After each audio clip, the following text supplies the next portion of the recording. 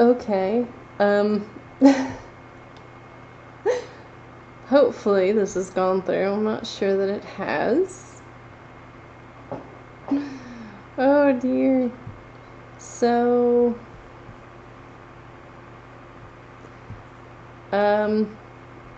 yeah, let's do this part 2 and see if everyone kind of migrates over.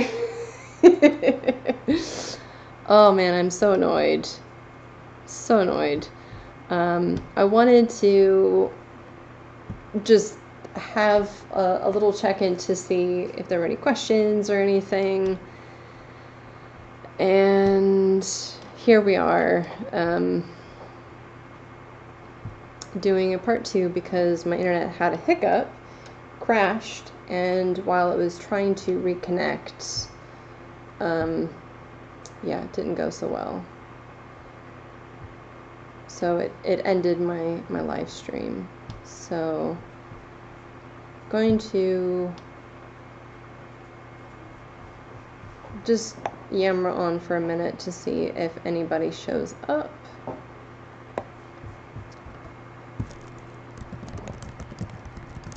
Part 2 of the stream. So yeah, maybe people will see. Oh my goodness. All I wanted to do was check up to see how things are going and to talk a little bit about the spinning process of this hemp. So for those of you out there who were ever curious about spinning hemp the way that you would flax, from my 2 very juvenile, beginner, sophomoric experiences, it's pretty much exactly the same. The one difference that you might have to go through is just combing your hemp so that the fibers are a little finer, and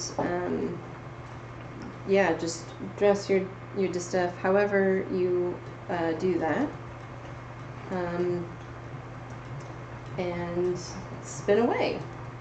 So I am spinning in the same direction as I did my flax, although I probably could have played with spin direction in this project.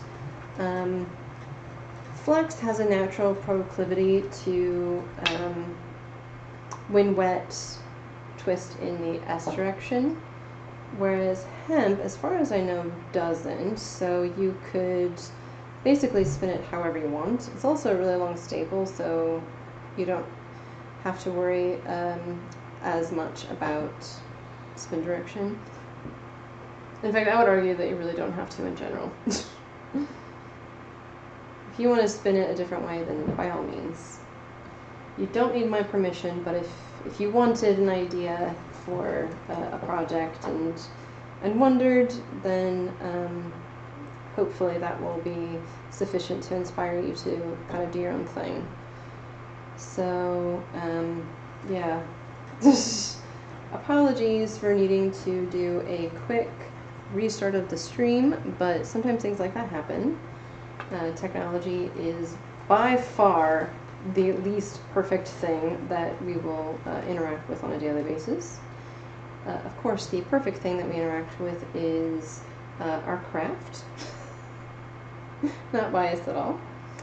And I'm starting to get to that point where the shorter fibers are getting tangled up in my little my yarn here. But that's okay. Let's kind of get it up out of the way and keep going. Overlap that. Now, I think I saw Cheryl say something about once a month, and I was wondering what that was in reference to. I'm guessing that was live streams. I had also considered doing just more one-on-one live streams with my patrons on Patreon. So there are a few of you who support me over there, which is nice because when I was having my crash and burn at the end of 22, the YouTube algorithm really drives home the fact that it is supported by capitalism and doesn't take into account what content creators, especially those that are more creatively inclined, doesn't necessarily have to be craft related, but those that definitely prefer to be novel and original. It doesn't take into consideration just the amount of time and energy and sometimes just like getting everything all set up. You know, we have a lot of us have lives beyond, you know, being behind the camera. There's a bit of a rough part here where there's a lot of that external stem stuck to it, and it's making it difficult to draft. So from what I understand, and I don't know if this is still the case, YouTube likes to support creators during the month of December by paying a higher premium for the ad content. So if you want to run an ad during Christmas, especially on the more popular channels, you're going to pay a little bit more. That also means the content creators get paid a little bit more. But then what you get is like this nexus of stress where you are kind of encouraged to continue making regular content throughout the month of December, particularly before Christmas. And if you also make your own products like I do, then you're also, you know, kind of pressurized by other platforms like Etsy to, you know, anticipate and stock up and do all these little extra things. And then there's just like all the projects that you want to do that are craft related for your friends or family or even for yourself. And then there's also all of the non-crafting stuff like the eating, the making, the eating, and all that stuff. And yeah, so I just watched my YouTube algorithm get buried into oblivion as other content creators were coming out with new and regular stuff more regularly, so my analytics just took a nosedive. And because of that, if you don't have a lot of people coming to your particular channel or watching any of your stuff, then YouTube ad revenue also goes down. So the amount of premium ads that get run on your channel also goes down, and so you don't get paid as much for the effort that you are going through. So I did put up a couple of videos in December, but the amount that I garnered through ad revenue in December was way less than it was in previous months. And it was because I couldn't keep up with everything and just struggling to get through on a very limited budget. When you have to do everything by hand, and you know, that means like cooking, doing dishes. We don't have a dishwasher. I'm thankful that we have a washing machine and a dryer. So this is the first time I've had a dryer since 2012. Yeah, 2012 was the last time I had a dryer. So, and before that, I used a laundromat for a couple years. And before that, I was living at home. So yeah, so most of my adult life, I've not really had a lot of modern conveniences. So I've not had a dishwasher since 2012. I've not had a dryer since 2012. And when you have a very limited budget, you just sort of make food out of what you've got because it's a lot less expensive than just buying stuff. And the older I get, the more my body just refuses to processed food. Like, my stomach doesn't like it, so I don't feel well when I eat quick foods or convenience foods. So we pretty much just make everything from scratch, which means we end up having a lot of leftover ingredients that can be used for lots of other things. So that also drives down our food bill. But the month of December was a real challenge to get through for those reasons. And so with YouTube algorithms and everything else, I was just kind of fed up with being dictated to by a platform that basically told me, oh, you're not making enough content, or you're not making it fast enough, or it's not viral enough, or people aren't as interested in it, which is obviously false. Everyone who's ever watched any of my content has come to my channel because there's some kind of interest. So I've just come to the conclusion that I can't live according to a capitalist scheme. I have to get on with things on a schedule that makes sense for what crafting really entails. So Patreon has sort of been that little extra, that little consistent bit in my life, because it's sort of with that small regular contribution, you're basically saying every single month, I want to support you a little bit so that you can do what you need to do to keep making the things that I love watching or, you know, experiencing. And I first signed up for a Patreon account for it was a indie production company that specifically catered to nerdy things that I like, such as Dungeons and Dragons and the peripheral stuff related to it. So I think it was $5 a month, where you could get access to all of their live content, which they did every week. They had updates. You were given like little extras, so like if you supported their Kickstarter, so sometimes they would need just like a large bulk of money to run a full project, you would get little extras for contributing to that because you were also a Patreon.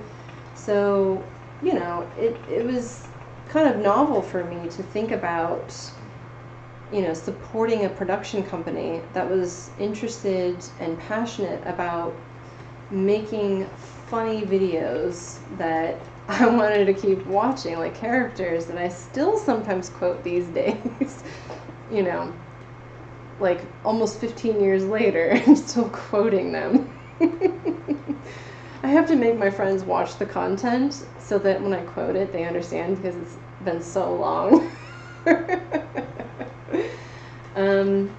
And so, you know, I was already invested with the idea, but Patreon makes a lot of sense because you sort of, you don't need to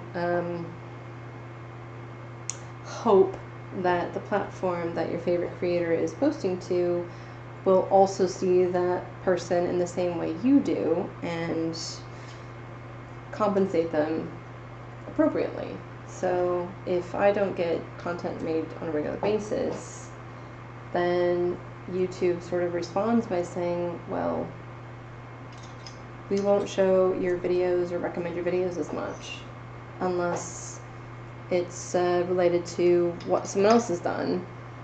And so it's more complicated than that, of course. But because there are these little extra hurdles, Patreon is definitely the surefire way that you can make sure that your dollars, pounds, whatever your currency is, goes towards the person and the content that you want. And if there was ever like behind the scenes stuff that you ever wanted to see, or extra content, or just knowing that some creator that you like is consistently being compensated for their efforts, then Patreon is great for that. And I'm not just speaking about me, I'm speaking about any any creator out there who has one, because I know Evie, she's got one, and it's, as far as I know, quite successful. So that's what's allowed her to really do what she wants to do. Like, I remember when she had fewer subscribers than me, and now she's got like 3 times the number of subscribers than me, which is excellent to see. And all of her efforts are being well compensated. And then there are others like, I think it was Carrie Craft Geek, who is also a YouTuber. I think she does a lot of ASMR with wheel spinning. And I think she also does a podcast. But I've also watched her channel grow. And it's just nice to see all of this stuff happening. But I also know, as a content creator myself, kind of the struggles that you go through. And so whereas you're excited and you're happy about the growth and what you're receiving, if you've been doing it for as long as I have, you sort of see all of the ups and downs that it gives you. And as I said, last year I went through so many things that I just kind of snapped. Oh my goodness, a very tightly stretched flax thread. How nerdy is that? Yes, I'm very happy that I set up my Patreon account last year, because it also gives me something interesting to do on a regular basis. So it's not like an inner club in the same sense, because the content that I put there more or less also gets published elsewhere, because I don't really like the idea of putting up paywalls to block important information. So the stuff that goes there that I don't end up posting elsewhere is just usually random little bits that are behind the scenes that not really worth putting on Instagram or Twitter or even doing a video about. It's just like little extra tidbits, because I end up thinking so much about what I do on a regular basis that I wouldn't have time or focus to get it all put into more polished content.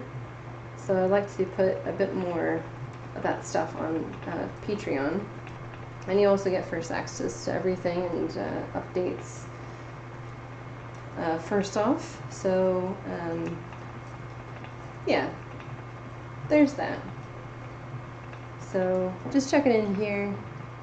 ASMR, what channel does the ASMR spinning? You do that too.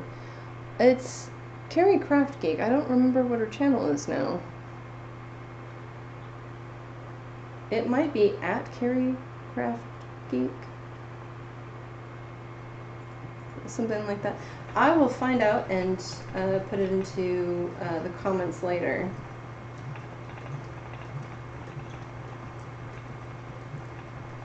Colors of Coat Crafts. I feel like I've seen your name around in the chat. It's been so long, I'm just yammering on and on and on. And it looks like a few of you did migrate over from the other live stream, so I appreciate you taking a look to see if there's any more content. And if you didn't know, there was a part 1. There is a part 1, so feel free to head over after this stream has ended to see that part, because I talk a lot about what I'm doing in that video. I probably should have weighed this to see how much I actually put on here, but I'm guessing that I've spun about halfway. And looking at my bobbin, that's probably about an ounce or thereabouts so far. I'm not exactly sure. I am just covered in those little bits of stem from the retting process that just weren't completely removed after hackling.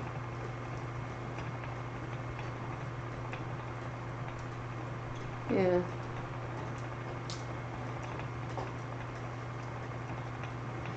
hopefully this has been relaxing for you. I don't actually know a whole lot about the origin of Distaff Day.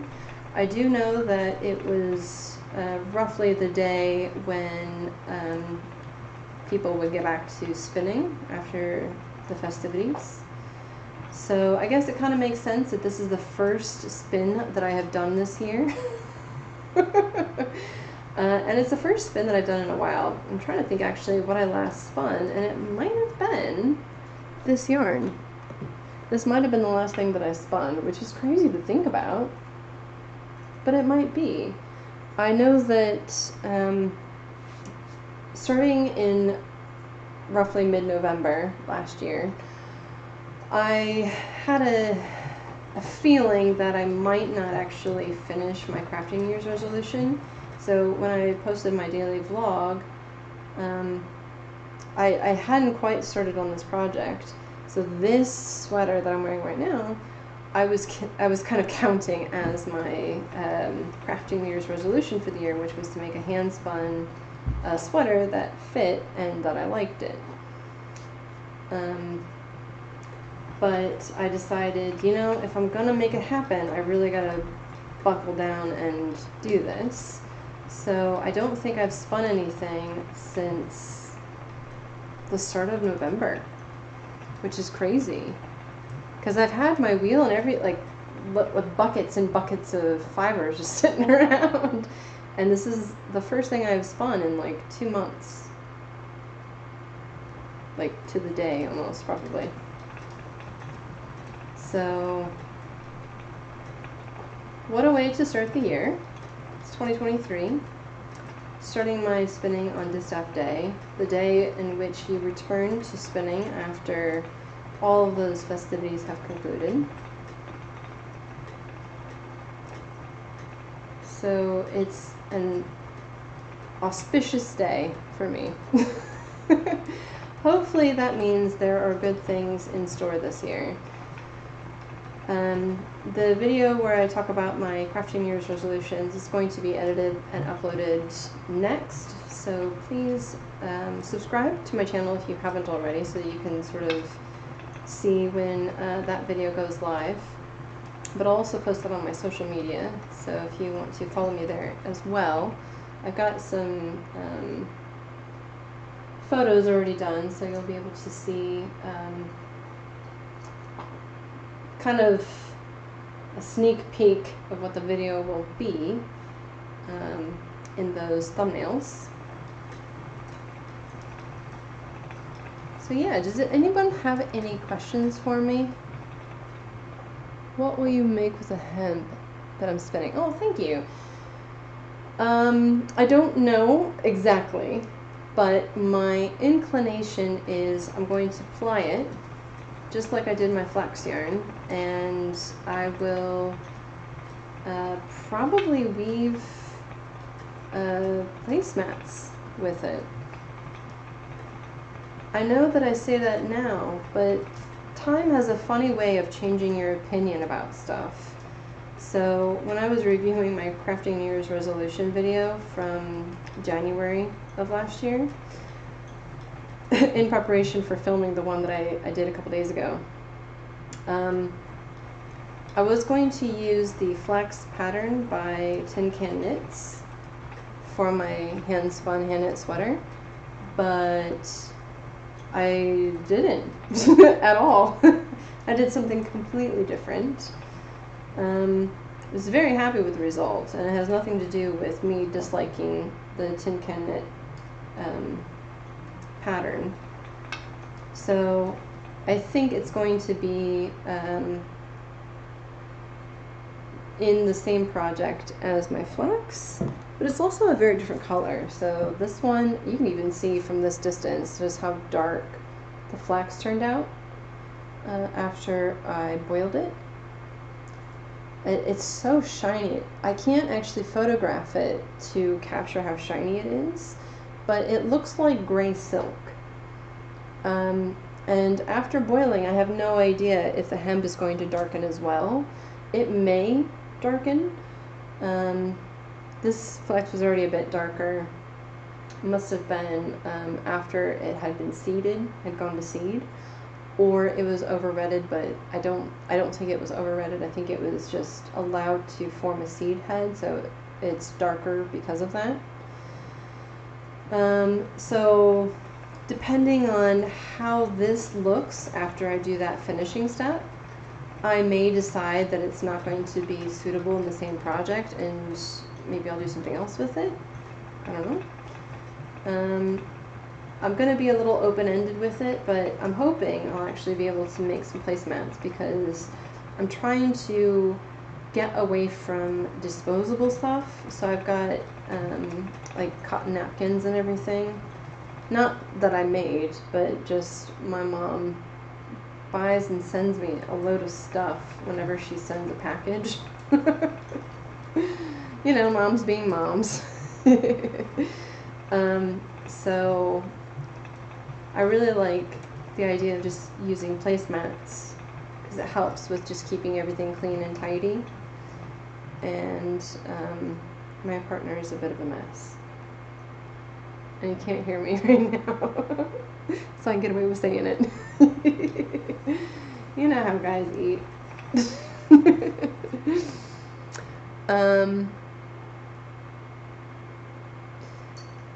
Okay, so Colors has asked, I didn't know that you could spin with hemp until a few days ago. Is it hard? Now, the caveat to this answer is I have spun flax once on a live stream in front of everybody. And I have spun hemp once today in front of everybody. So, and I don't really spin much with plant fibers at all. So, I will say, if you have experience spinning flax, then spinning hemp is essentially the same. The two main differences I've noticed are hemp has a slightly longer staple length than flax by about 4 to 6 inches.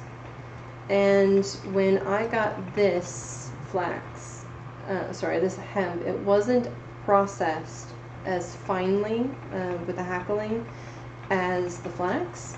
So before I could dress my distaff, I had to comb out the sections beforehand. Otherwise, it would have been much more difficult to draft. So, I mean, it doesn't feel hard. It feels hard only because I'm a beginner at it. But I don't think you would notice any significant differences if you were already familiar with spinning flax. So, you know, take from that answer what you will, or what is most relevant, I guess. I don't think it's that different, generally speaking. But if you are familiar with spinning flax and you start spinning hemp, it would be cool to know if there were more significant differences that I'm just not able to detect because I don't really have much experience to go on. So, yeah, if you end up spinning some hemp, please let us know how it goes. Cheryl has asked if I just boil it in water. No, I boiled it in sort of like a baking soda solution, and I think I did a few drops of dish soap. So basically what you want to do is, for that hour or thereabouts, you essentially want to boil away the excess pectin. So the pectin is sort of that gluey substance that is activated when there's moisture present. So whether it's done by the mouth with saliva, or if you're just using water to spin it, what it does is it releases that sticky substance, the pectin, which causes the fibers to bind together more easily. It allows you to spin without worrying about breakages, kind of like what I've done. and it spins a much smoother single. But in the example that I showed you with my flax, I dry spun it and wet plied it. So I just used a little sponge to keep my fingers wet, and then I applied them together for that. And it was pretty effortless to get all of the little flyaways pinned down with that process. And then when it came to finishing the skein, I put the whole thing into a pot of water with, I think I used like a teaspoon or maybe 2 teaspoons of baking soda and a couple of drops of dish detergent, washing up liquid, whatever you call it. And then I just let it boil. I watched it, and I just let it boil for about an hour. And then you go through a series of rinses to kind of remove the excess soap. So because oh my goodness, I'm making it too thin on accident, and that's part of the problem I'm dealing with here. So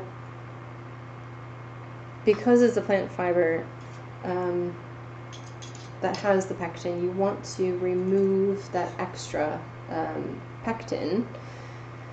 I'm guessing, I don't know exactly why, but I'm guessing that when you're actually working with it in like a woven project, for example, you want to have that extra stickiness removed. And I think that might have something to do with wet weaving, although I'm not exactly sure. So if you're wet weaving, you want to remove most of the pectin so that it doesn't interfere with the weaving process. So maybe that's why.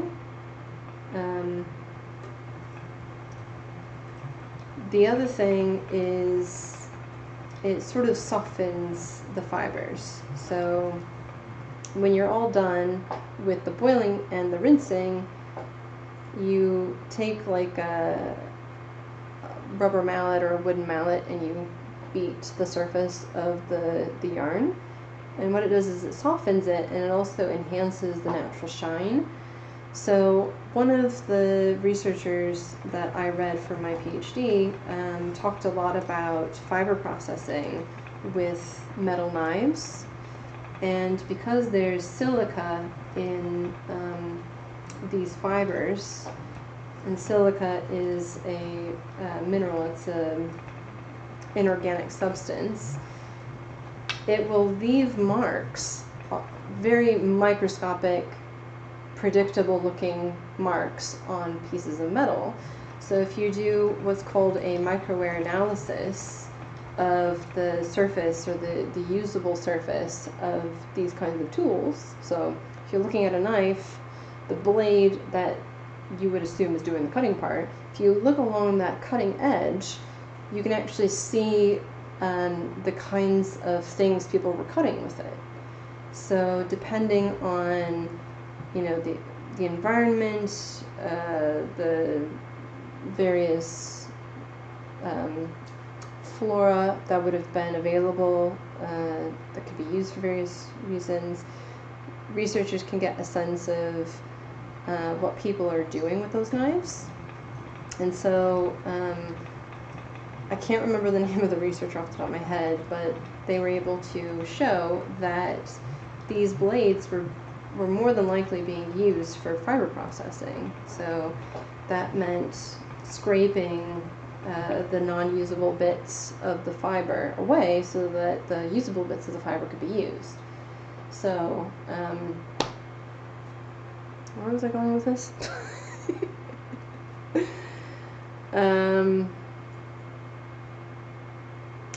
Oh, well, it was just to explain that there's a mineral signature in certain fibers that allows you to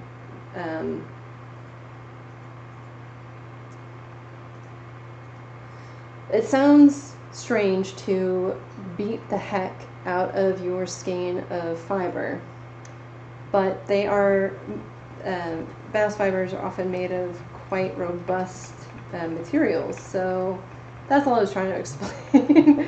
I got caught up in my own explanation. So it sounds like you're going to destroy your freshly spun yarn, but it's actually sturdier than you think. And so, yeah, like you boil it to remove the extra pectin. You rinse it really, really well to remove the excess soap and the pectin and other potential contaminants.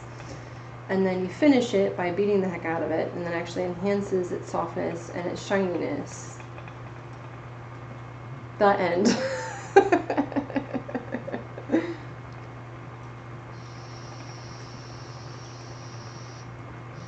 So, goodness. So we've been spinning for about an hour and a half. Does anyone have any other questions? Because if not, I might just go ahead and wrap up a bit earlier. I was thinking that I might go for 2 hours if we had a lot of people in the chat or a lot of questions or other kinds of discussion going on. But today is my day off. And I'm spending it here with you guys, which is nice. But I also want to do other things if you guys don't have any questions, so that I could be all refreshed for work tomorrow. Fun.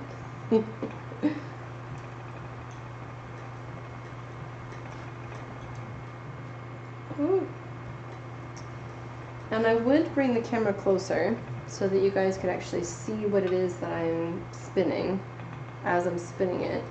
However, whoops, because of the way that I have everything set up with my feed, if I bump anything, it might actually kill the stream again, and I don't want to do that. Also, my cat has woken up, and she has a tendency to cause chaos. So I'm just mindful of her actions at the moment. Literally, if you've watched any of my live streams, I have to banish her.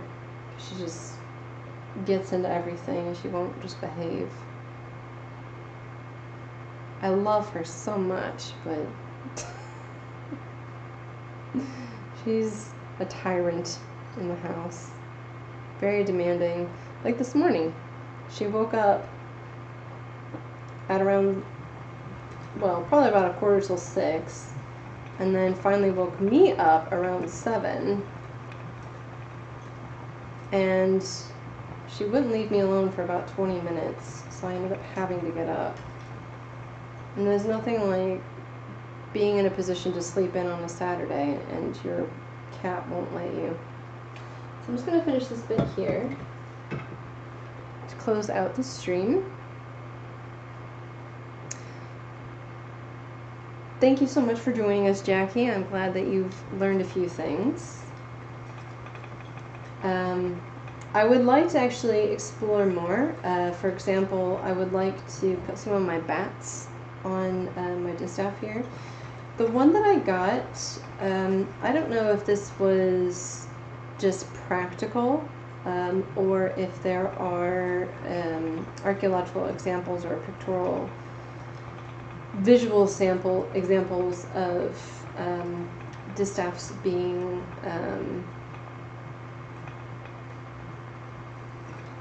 what's the word I'm looking for? Disassembled. But the one that I have, the top part comes off. So if you wanted to, you could stow it away, or what I think I would use it for. It splits right about here. It splits like right about here. It's kind of hard to fit it all in frame if I show you here. So if you pull it apart, it's about this length. So I can imagine if I wanted to use this for wool, it would be my hand here holding the base of it, with the wool wrapped here, and then I can spin from the distaff this way.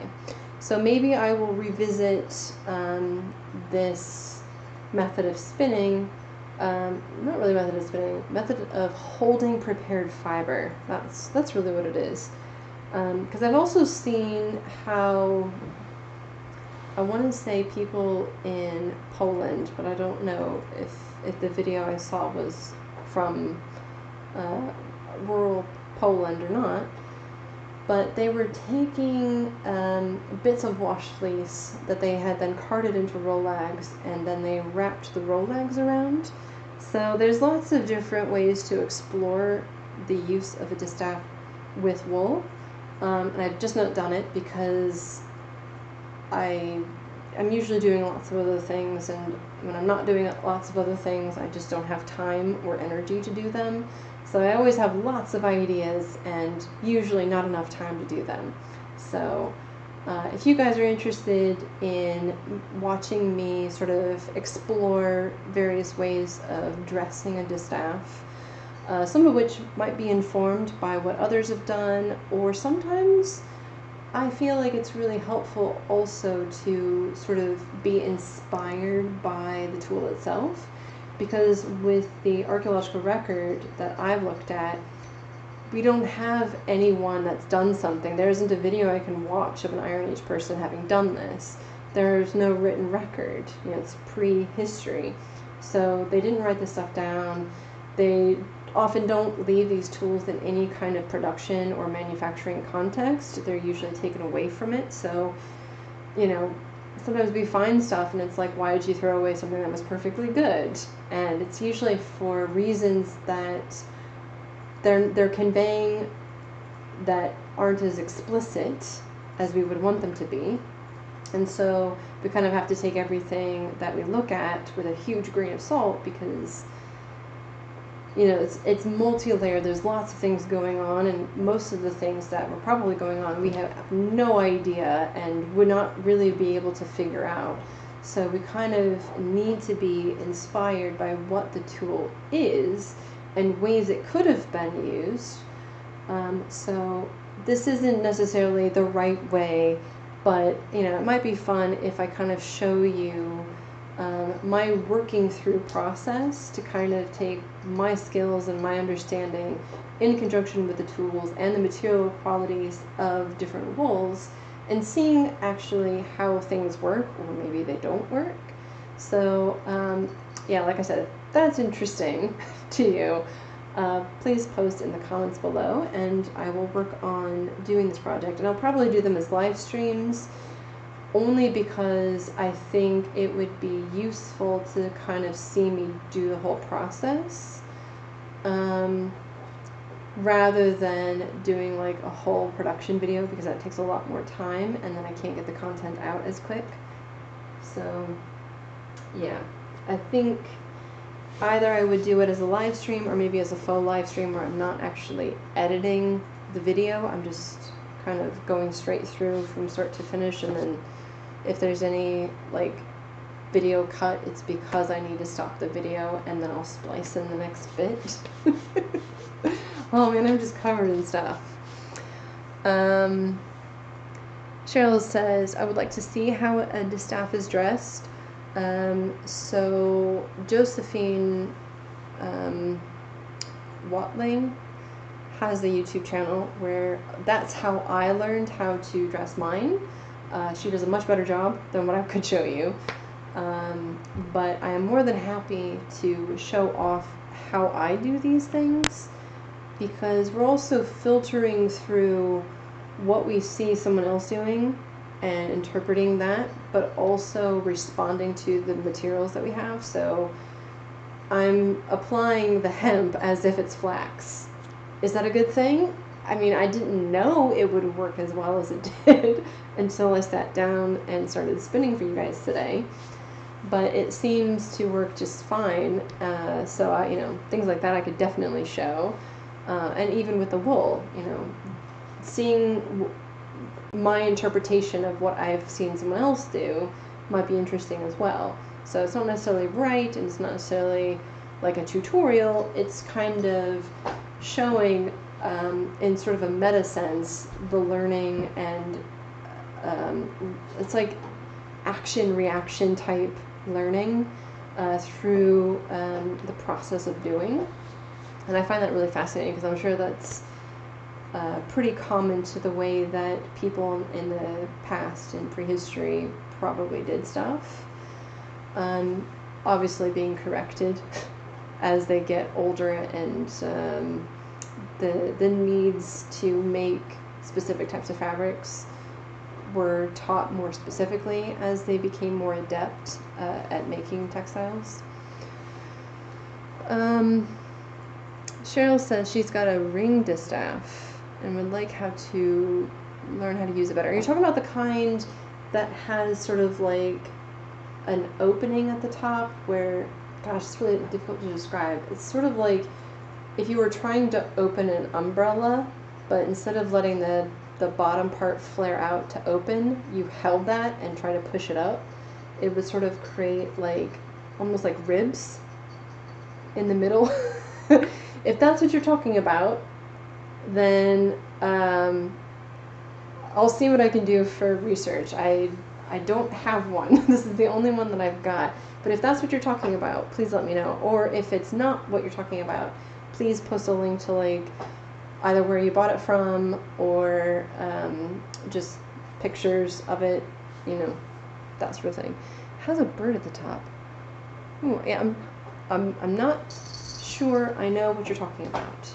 I have an interesting idea in my head, but I don't know if that's actually what it looks like.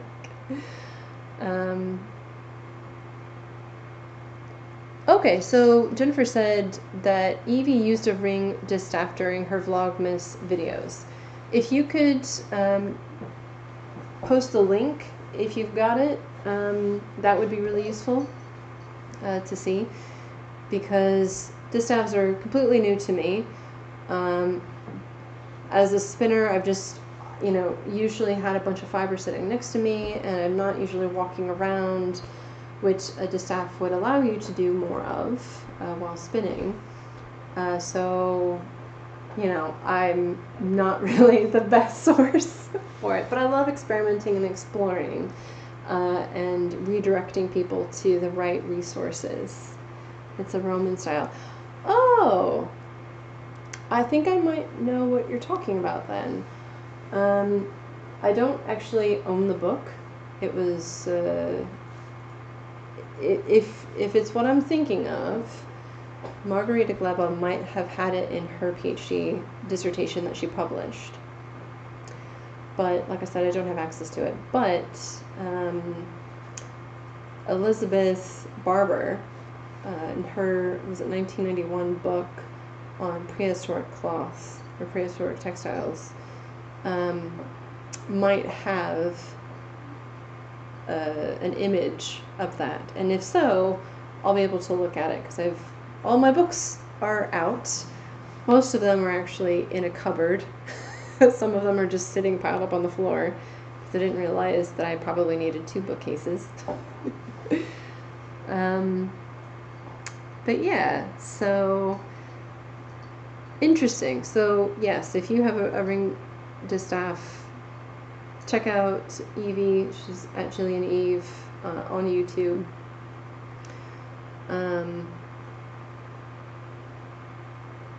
Yeah, Jillian Eve. She has them now in her shop. Okay, yeah. So I'll have to check it out to sort of see what it's all about. I love the fact that there are so many of these reenactment shops and people who are enthusiastic about recreating tools that would have been used in the past and making them available and showing how people are using them. It sometimes is a little frustrating if you're doing research, because there's like multiple layers involved with this. So I've talked to other researchers who have discussed how people are using these tools, and they're not necessarily using them the way that they probably would have been used, but sort of interpreting based on an artist representation, which may or may not be authentic to what a spinner might have actually been using, because it's going through so many layers of interpretation, and the way that it was initially set up for the painting might have been a farce. And so that sort of gets tracked down into modern day when, you know, people are trying to reinvigorate these crafts that are always faced with obsolescence. Hopefully less so now because of the pandemic. Lots of people have picked up knitting and spinning. You know, it's sort of, it's not necessarily wrong, but it does propagate sort of two different threads, where you've got one that is much more academically enforced and one which is more creatively enforced. And both are equally right, but not necessarily compatible. So hopefully that makes sense. But yeah, so Cheryl, go check out that video, and if you find it, please link it back here if you can, so that anyone else listening in could get to that content as well.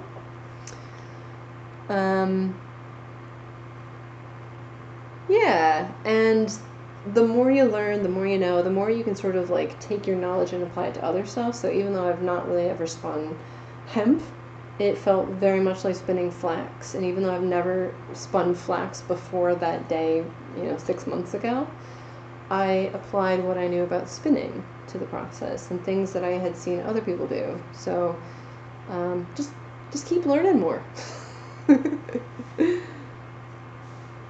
Oh, you wear it on your finger. Oh, that's even more cool. Wearing jewelry you can spin with. Awesome. Awesome.